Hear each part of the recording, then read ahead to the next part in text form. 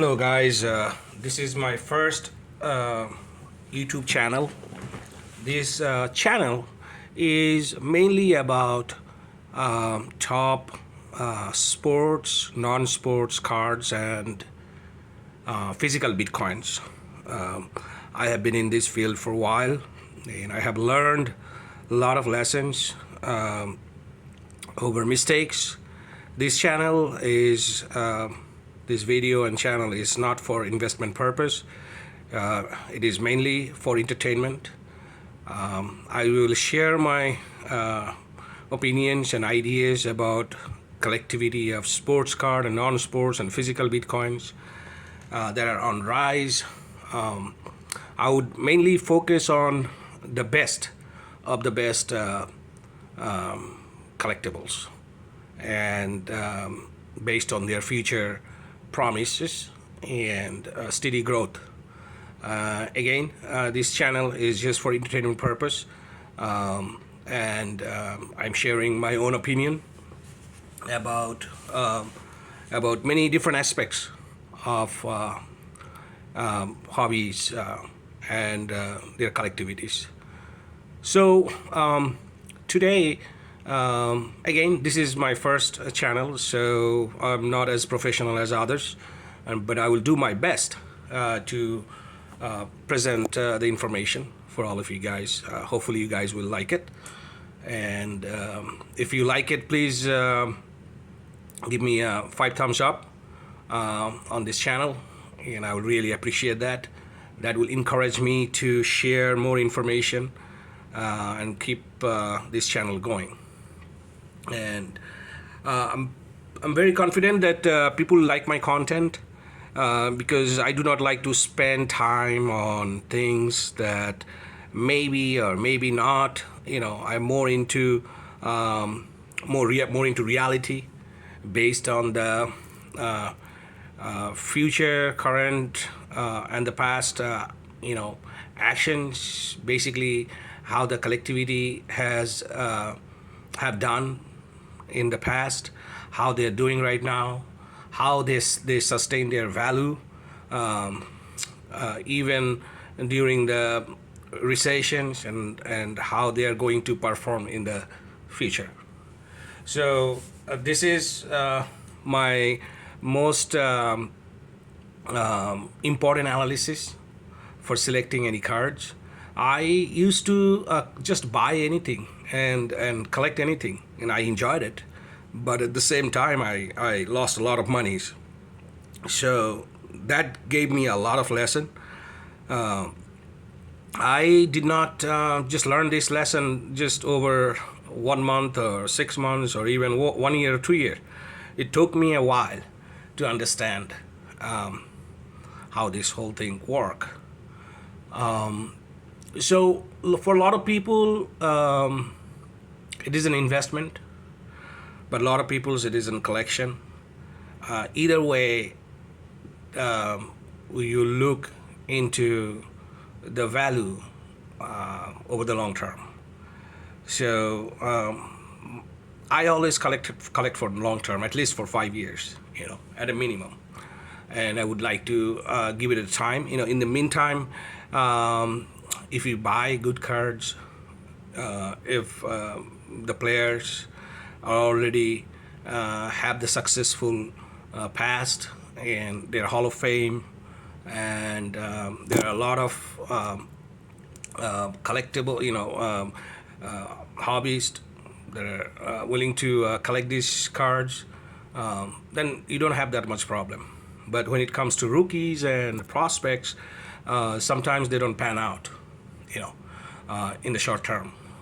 They might be the greatest rookies, but you have to give them time, at least 3 to 5 years. And sometimes you can find a prospect, rookies that from the beginning they're really good, and they will continue doing better over time. So there are many different ways of taking your collections into reality. So Mainly, I will talk about the top sports card that has the highest collectivities, top non-sports cards, and physical bitcoins. So physical bitcoins that I'm mentioning here as well because it is a growing field, and people who are not involved in the physical collection Bitcoin collections, they are missing a lot. I mean, there are some physical bitcoins that cost way more than you know traditional sports or non-sports cards. So we will talk about that too as well. Today is my first day of this channel, so I'm not a professional. I'll do my best to communicate with you guys and provide the best I can. So today I would like to talk about three sports cards. I strongly believe that they will be very valuable over time when people will catch up with these three non-sports cards. So the number one in my list is Albert Einstein. So Albert Einstein, the reason he is number one because he came up with so many different theories. One of his most important theories, E equal to MC square, right? And that changed the whole world. And everyone in the world knows about Albert Einstein. And if you look at his cards on eBay, people are buying it. People are getting into his cards, and some of them are really expensive. Some of them are still affordable if you get in early. And I strongly believe that he should be the number one collectible card, both in sports and non-sports. That's my own opinion, and we'll see what happens. Here's a PSA pop report page, if you can see, and we'll go ahead and look at the pop report for Albert Einstein. The pop report is really, really, really low. So we'll go ahead and bring the keyboard.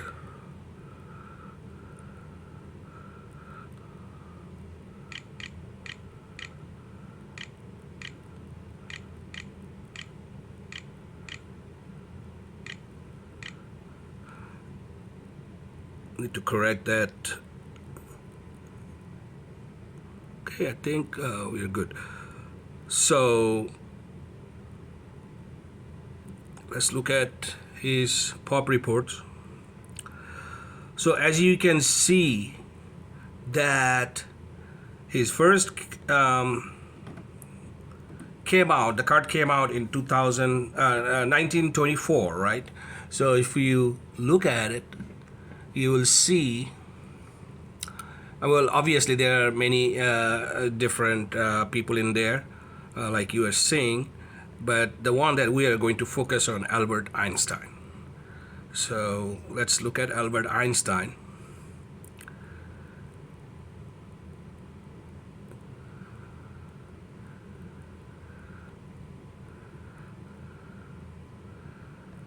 Okay.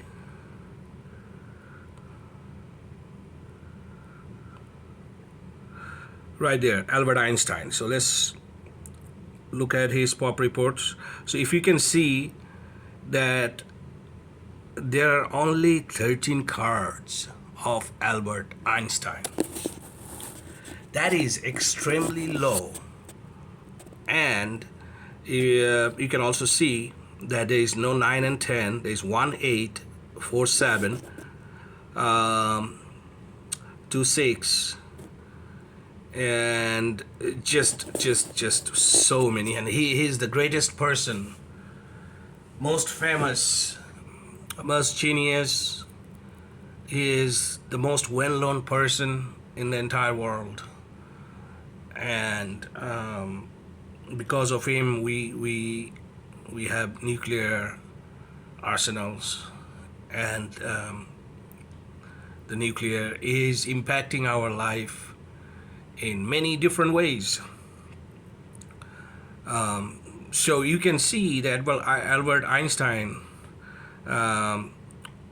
will be remembered forever, and his collectivity, his collectibles will go up tremendously, especially in the hobby market. This is what I strongly believe. So that's only 13 cards. So let's go back and check the next one, which is 1928. That is the most popular. They have many different versions of 1928. They are all collectible, and there is a very low pop reports for each one of them. 1928 is the most collectible cards. All right, so let's open the first one, and 92 is for everybody. So we are going to look at Albert Einstein. Look at it. 15 total cards, 15. Now, if we just take the Albert Einstein and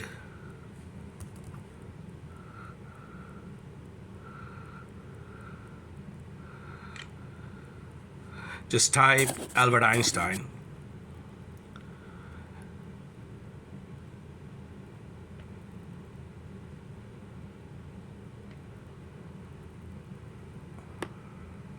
you see right here the Albert Einstein card. So let's sort it by highest price.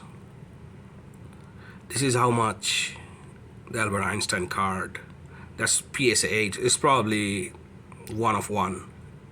But if you can go ahead and get the lower grading cards, it will just go up in value. Albert Einstein will be remembered forever.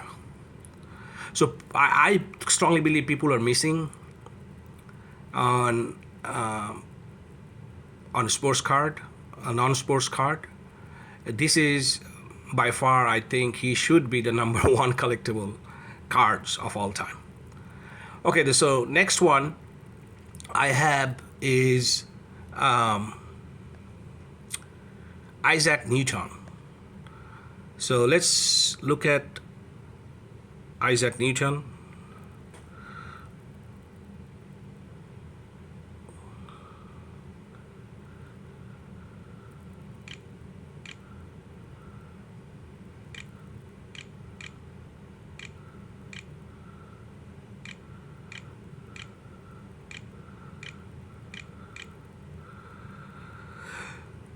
So I am mostly focusing on something very safe.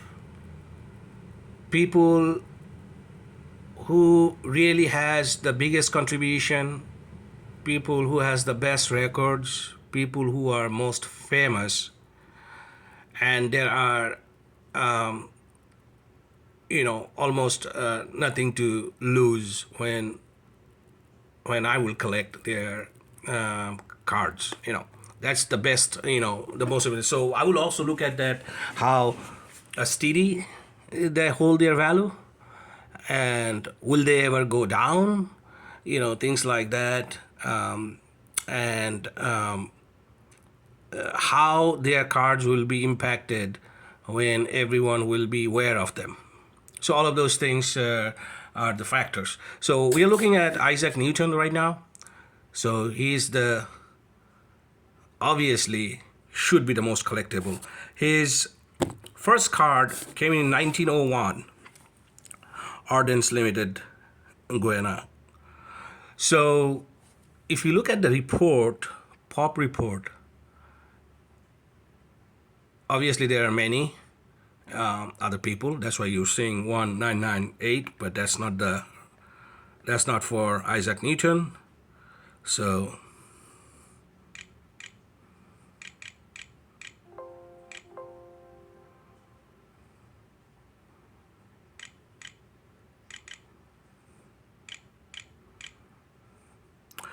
if you see Isaac Newton cards, the very first card has only 4.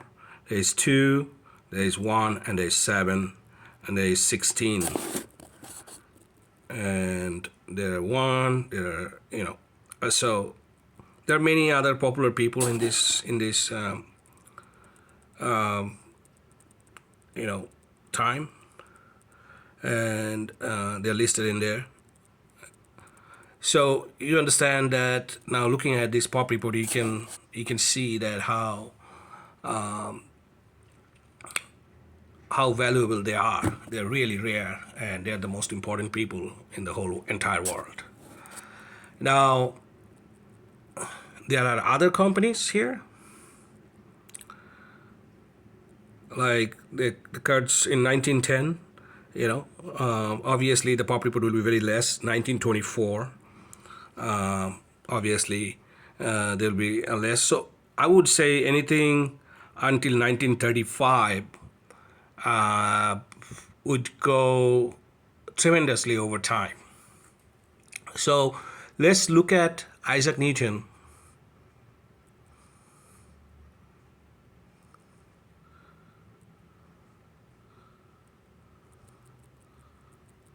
Oh, I don't know why it's okay.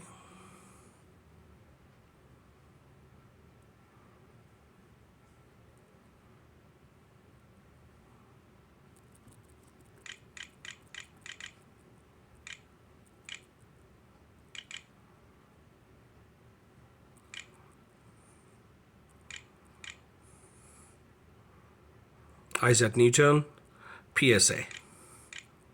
Let's put in there.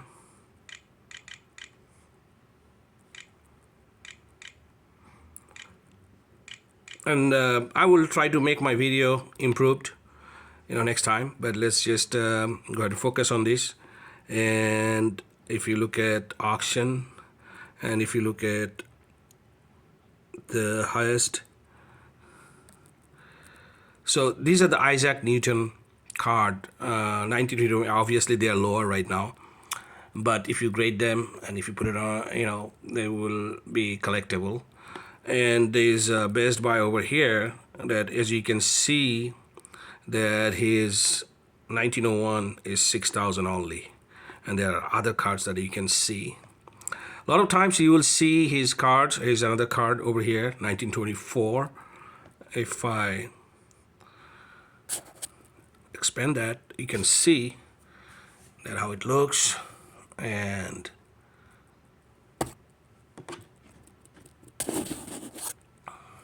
is one of his the main card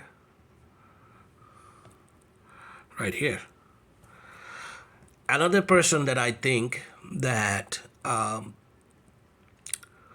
will go up in value tremendously is William Shakespeare. So let's look at that.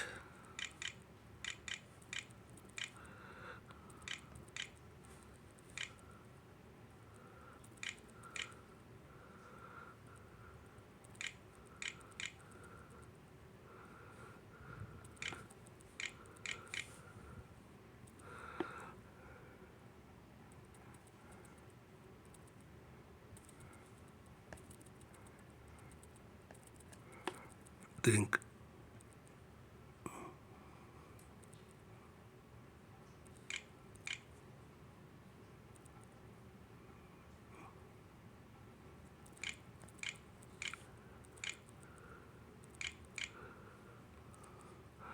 William Shakespeare.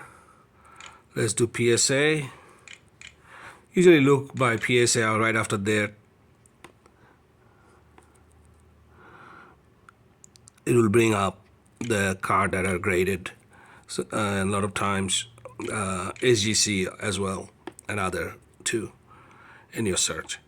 So best matches, you can see the cards. William Shakespeare right there, 1910, 1901, and they're affordable. And I have seen these values, they don't go down. They're pretty fixed, and they basically keeping their value steady. And obviously, over time, they will catch up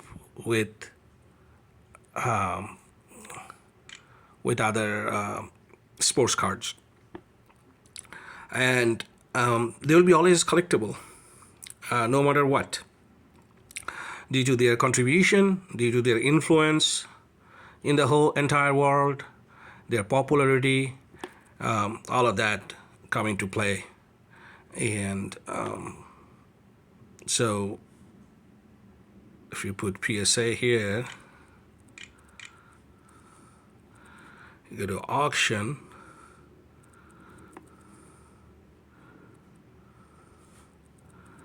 and there is nothing in auction. Interesting. So this is how it is right now. So once they go to auction, I mean, pretty much there's one card over here asking for 229, and which is a 1901. But there are many different ways to look at it, since the hobby is maturing big time, and people are in collectibles, and so once people focus on, like, how they can expand their collectivity beyond what they have, these type of cards will get attention in no time. It's just a matter of time. Now, I would also like to talk about, in terms of collecting cards, I don't buy the heavy end cards like National Treasures or Flawless, because they're so expensive. But I think that you still can beat them by buying, mid type of cards like Donruss. Like for football, I have learned so many lessons. I used to buy all kind of cards. So in football, I just focus on Donruss Optic. Donruss has been always popular in the hobby world. Prism is there now. So Donruss would be my first pick, when it comes to football. For baseball, I would stick to Bowman Prospects, Bowman first edition, and Topps Update, and that's what I stick to. And I have learned many lessons, like I said before. And for basketball, it is the same thing, Donruss.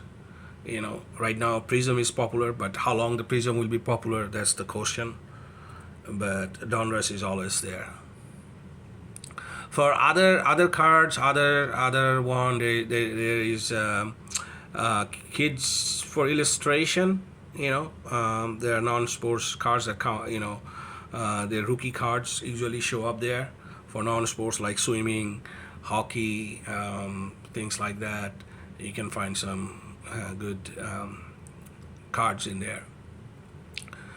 Now, this is my first video, so I don't want to ramble over so many different things. I have so many ideas that I would like to share, and give you the honest opinion,